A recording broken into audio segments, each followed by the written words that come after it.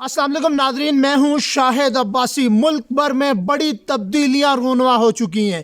ملک کے اندر کچھ ایسی صورتحال پیدا ہو چکی ہے کہ میاں نواز شریف صاحب لندن سے جو آئے تھے، میں نے اپنے پہلے ویلاگ میں الیکشن والے دن رات کو ہی بتا دیا تھا کہ میاں نواز شریف صاحب جو ہیں وہ پرائم منسٹر اب نہیں بن سکتے، لیکن پھر یہ ہوا کہ ان کو دھاندلی کر کے جتوایا گیا۔ بعد میں کچھ دن یہ خبریں چلی، لیکن میں نے پہلے دن ہی آپ کو اپنے ویلاگز کے اندر بتا دیا تھا کہ میاں نواز شریف صاحب کا جو پرائم منسٹر بننے کا خواب ہے وہ چکنا چور ہو چکا ہے، کیونکہ جو صورتحال رہی ریمارکیبل جو ہے وہ شکست دی ہے پاکستان تحریک انصاف نے تمام جماعتوں کو، نہ صرف نون لیگ کو بلکہ پیپل پارٹی کو بھی ایک ریمارکیبل شکست ہوئی ہے۔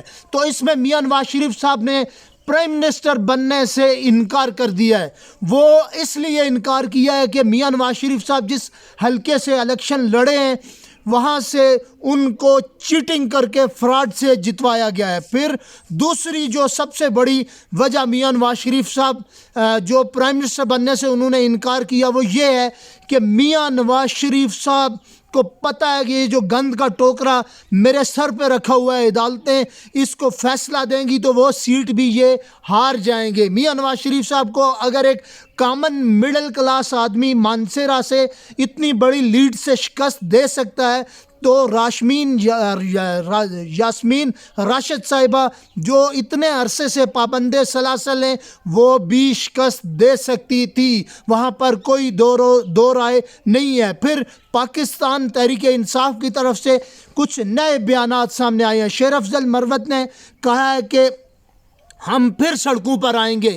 وہ شاید انہوں نے اعلان تو کیا ہے، لیکن میرے حساب میں یا میری جو اسسمنٹ ہے میں ان کے اس بیان سے ایگری نہیں کرتا۔ دیکھیں، ملک کے اندر جب عدلیہ کے پاس آپ چلے گئے ہیں، آپ کے پاس جو پاسبل وے تھا وہ آپ نے اختیار کیا، آپ اس کا انتظار کریں۔ جب یہ لوگ روڈوں پر آئیں گے، توڑ پھوڑ ہوگی، پھر موب کی کوئی ڈیفینیشن نہیں ہوتی، تو پھر ایسی صورتحال میں ملک کے اندر ایک بہت بڑا ایک مزید جو ہے بحران برپا ہوگا، اور پھر پاکستان تحریک انصاف کو اس کا ڈائریکٹلی نقصان ہوگا۔ جب بھی جنگ ہوتی ہے جو ونر ہوتا ہے اسی کو ہی ہمیشہ زیادہ نقصان اٹھانا پڑتا ہے۔ تو اس لیے ملک بھر کے اندر جو احتجاجی مظاہرے ہو رہے ہیں، دھرنوں کی کالیں ہو رہی ہیں، اس کے اوپر شاید کہ پاکستان تحریک انصاف کو سوچ سمجھ کے اور بڑی آنکھیں کھول کے فیصلے کرنے پڑیں گے۔ یہ جو مومنٹم بنا ہوا ہے، اگر پاکستان تحریک انصاف اس کو مینٹین نہیں رکھ سکتی تو پھر شاید کہ ان کو بڑا نقصان اٹھانا پڑے گا، یہ ایک بڑی مہنگی قیمت ان کو چکانی پڑے گی۔ اور دوسری بڑی امپورٹنٹ بات میں آپ کو بتاؤں، آج تک اگر عمران خان صاحب سٹینڈ کر رہے ہیں، عمران خان صاحب اس پوزیشن میں کھڑے ہیں، عمران خان صاحب کے ساتھ پبلک کھڑی ہے، تو ایک وجہ تھی کہ وہ جیل میں گئے، انہوں نے ڈیل نہیں کی۔ ان کو آفر ہوئی، ان کو کہا گورنمنٹ بنوائیں گے، انہوں نے کہا نہیں میں جیل میں رہوں گا، نہیں مانوں گا، انہوں نے نہیں بات مانی۔ پھر میاں نواز شریف صاحب جب جیل میں تھے انہوں نے ڈیل کی، باہر آئے، لندن بھاگ گئے، انہوں نے ملک کا پیسہ کھایا ہوا تھا اور وہ واپس ڈیل کے تحت واپس آئے، انہوں نے سمجھوتا کیا قوم کے ساتھ۔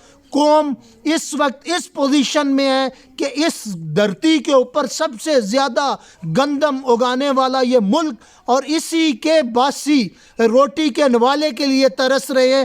اسی لیے عمران خان صاحب نے سمجھوتا نہیں کیا، عمران خان صاحب نے اپنا نیریٹو بلڈ اپ کیا، عمران خان صاحب قوم کے ساتھ سٹینڈ کر رہے ہیں۔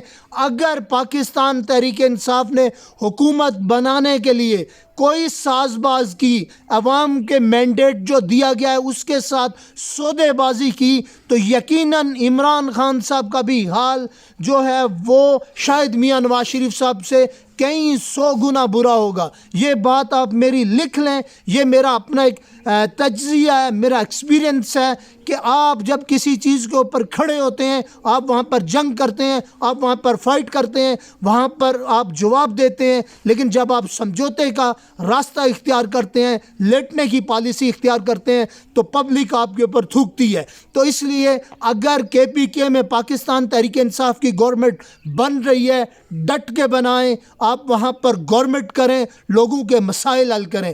لیکن اگر آپ کو اسلام آباد کے اندر، وفاق کے اندر گورنمنٹ نہیں بن پا رہی، اس کے لیے مشکلات ہیں، تو آپ اس کو تھوک دیں. جو بھی گورنمنٹ بنائے گی پارٹی، یقیناً میں آپ کو یہ بات پورے وثوق کے ساتھ کہتا ہوں کہ وہ پارٹی سفر کرے گی. اور کیوں سفر کرے گی؟ اس کی سب سے بڑی وجہ یہ ہے کہ یہ جو حکومت بنے گی یہ اتنی مضبوط نہیں ہوگی اور کوئی اپنی اسٹرانگ پالیسی نہیں دے پائے گی. تو پھر جب آپ حکومت پالیسی نہیں دے پاتی، آپ اتنے کمزور ہوتے ہیں، تو پھر آپ چیزوں کو بہتری کی طرف نہیں لے کے جا سکتے. آپ اگر حکومت میں آتے ہیں تو آپ کے پاس اکثریت کا ہونا لازمی ہے. آپ کسی کے کاندھوں پر جب آئیں گے، پھر آپ کو یہی چور اگلے 5 سال بلیک میل کریں گے، اور پھر آپ کو جو فیصلے ہیں ان میں لچک دکھانی پڑے گی. جب آپ فیصلوں میں لچک دکھائیں گے تو پھر اس کا جو بیڈ امپیکٹ پڑے گا، پبلک آپ سے بددل ہو جائے گی. جب آپ سے پبلک بددل ہو جائے گی تو پھر آنے والے یہ جو 5 سال گزر جائیں گے، پھر آنے والے 5 سال پاکستان تحریک انصاف کے لیے مزید مشکلات کا پیدا کریں گے، اور پاکستان تحریک انصاف بجائے بلندی کی طرف وہ پستی کی طرف آ جائے گی. یہ بھی میرا آپ نوٹ لکھ لیں. اگر نون لیگ گورنمنٹ بناتی ہے، ان چوروں کو بنانے دیں، ان پیپل پارٹی والوں کو بنانے دیں. یہ جب میدان میں آئیں گے، یہ ملک کو ڈیلیور نہیں کر پائیں گے، تو پھر یہ واپس پبلک کے پاس آئیں گے. ہر حلقے میں یہ عوام ان کو مارے گی، لوگ 200 400 لوگ مل کر امیدواروں کو ماریں گے، اور یہ بنے گا. یہ اسی صورت ہوگا، پھر ہماری چوروں سے جان چھوٹ جائے گی اور ملک میں بہتری ہوگی، اور دختران وطن جو ہیں ان کو روٹی کا نوالا ملے گا اور ملک میں انقلاب آئے گا. مجھے دیجیے اجازت، جیسے ہی کوئی نئی خبر آتی ہے میں آپ کو اپڈیٹ کرتا جاؤں گا. اللہ حافظ.